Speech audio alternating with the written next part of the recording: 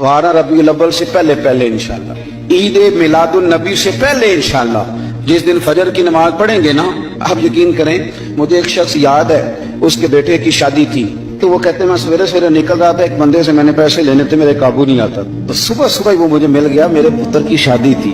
देसी बंदे बड़े बादशाह लोग होते, तो मुझे वो सवेरे मिल गया, तो सलाम ली उसने, तो मैंने कहा मिलता क्यों नहीं? कहने लगा बाबूजी पैसे ही नहीं बने थे, मैं तो लुकदा फिरना। कहने ने मैं क्या इधर आए सीने लगा, आज मेरे पुत्र का ब्याह है, जाते न माफ कीते।